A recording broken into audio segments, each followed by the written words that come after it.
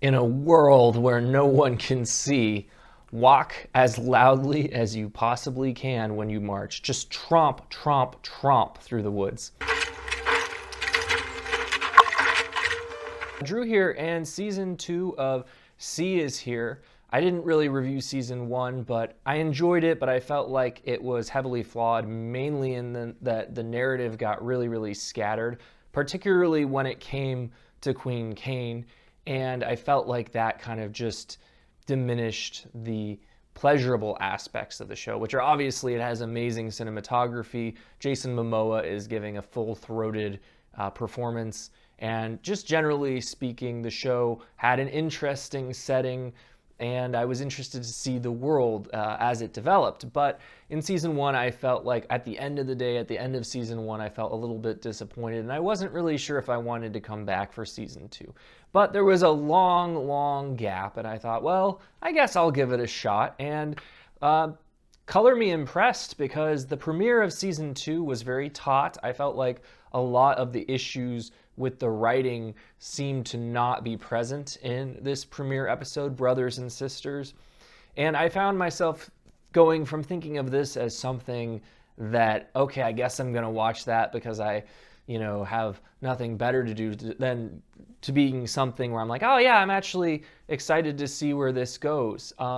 So, this is on Apple TV Plus, so a lot of people aren't necessarily going to see it, because even though I think Apple TV Plus has a lot of very, very big budget, high quality shows, I just think most people are like, who needs another streaming service? And they just haven't had a lot of water cooler hits yet, other than Ted Lasso. So, to me, I don't know how many people will see this, but I'm definitely one of those people that if you're interested in kind of like a sci-fi fantasy series with kind of shades of The Revenant in terms of this very, very, like I said, full-throated, action-y oriented series with a very, very rough and tumble performance by Jason Momoa, then, give it a shot. It's got some interesting ideas at play.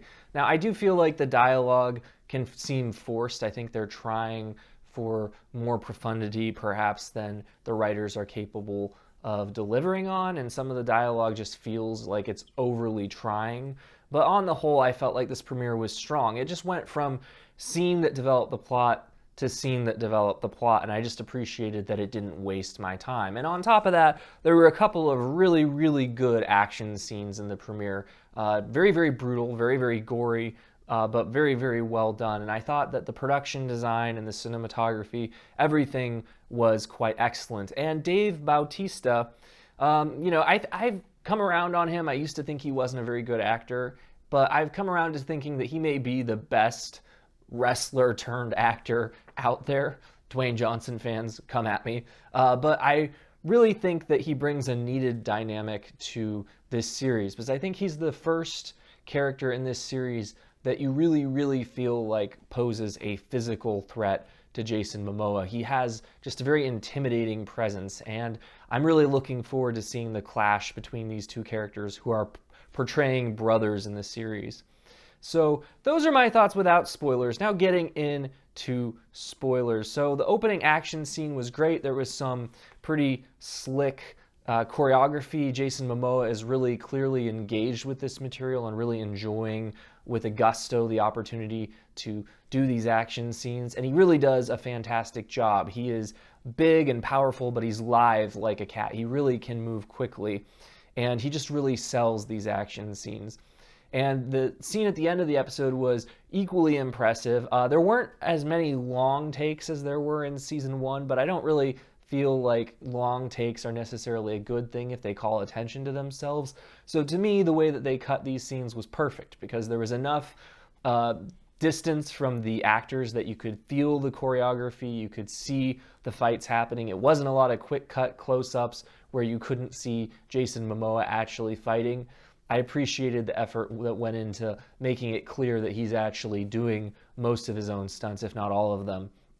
I think that there's a really gritty feel to these fights, and I appreciated that the strategies were pretty clear. Like, you could see a lot of technique in the way that Baba Voss was attacking his opponents, the way that he would use different enemies as a shield, the way that he would cause enemies to move towards sounds that he had created, the way that he would use his environment to disorientate and distract his opponents. And it was really, really well done and convincing in this episode as he's seeking to rescue his daughter Haniwa from the clutches of his brother Ito Voss, who wants revenge because Baba Voss, under undisclosed circumstances, killed their father, apparently because he wasn't happy being a slave trader anymore. So those two scenes, I think, if you're coming here for the action, I think that they really, really do deliver on that in those two scenes. As far as the plot goes, I do think that this was overall a tighter episode than most of the episodes in season 1. I think if this show has one problem that really holds it back, it's that the plotting has been pretty spread thin. I think an example of this, you might not agree with me, you might not really know what I'm talking about. An example of this is in season 1, Queen Kane. She's an interesting character. Sylvia Hoaks is giving a very, very campy performance, for lack of a better word, but I do find the character interesting whenever she's on screen. But a struggle I've had with the character is in season 1, her plot lines were just, they sent her off, she's been captured, she's taken off on her own side quest. I don't think that it became so far removed from the main story that it really, really caused the narrative to just feel like it was being spread too thin with having Queen Kane in this other location. But thankfully, this episode, the fact that she has her sister, Magra, played by Hera, Hilmar, with her, I think it helps the story a lot to have this character that we look to as more of a protagonist in her vicinity, because it creates more danger. Because if Queen Kane dies, is anyone really going to shed tears? No. But when her decisions create danger that affects Magra and could get her killed, that's more interesting. And they do introduce some, besides the character of Ito Voss, which we don't really see a lot of Dave Bautista's Ito Voss this episode, but he does cast an intimidating figure. So that's about the extent of it. We know he's angry at Baba. But otherwise, we get this new character of Lord Harlan, played by Adrian Paul, who is this character who seemingly has some kind of past feelings for Magra that seem to carry forward to the present. It seems possible that he was one of the people who helped her try to take the kingdom from her sister. And now that they're in this location and Queen Kane is playing her game, she's telling the people that she's pregnant with a sighted child, which she isn't at this point. She's planning to use boots to get pregnant. I think that, there's a lot of wheeling and dealing going on, and it's a lot more interesting because her actions are going to affect Magra. I think when it was just Queen Kane doing the wheeling and dealing, there was a certain level of interest to it, but it kind of seemed unrelated to Baba Voss and the story of his two adopted children. But now that Magra is there, it seems a lot more relevant, because these power plays are going to have consequences, especially now that Queen Kane has managed to attribute her killing of her people to the Trevantians. So there's definitely going to be a conflict between the Trevantians and Queen Kane and Magra's people. And, that's where I think this season is headed, to this big conflict with everybody caught in the middle trying to just survive, basically. And I think one thing that's going to be interesting to see this season is there's a lot more sighted characters. This episode, Haniwa is being held by Ito Voss, and she encounters this, her guard turns out to be a sighted person. The character's name is Ren. And Ren seems to be another interesting character. She seems to be another likable person who is just doing what it takes to survive. And I think that's one of the compelling things about this story, is that all the characters are just doing what it takes to survive in this dystopian world. And the gift of sight is viewed as a weapon. It's not just viewed as something for beauty. It's not viewed as something that's a gift that allows people to just enjoy the world. It's viewed as a weapon. And that's going to be an interesting theme to see explored over the course of this season. Christian Camargo's Tamakti June, his name appears in the credits, so I have to imagine he is still alive and he's going to appear at some point this season to play spoiler for Queen Kane, and that'll be a tension-filled interaction, I'm sure. I'm kind of glad he's coming back, although I feel like, he could have been killed off and it wouldn't have caused me to weep bitter tears.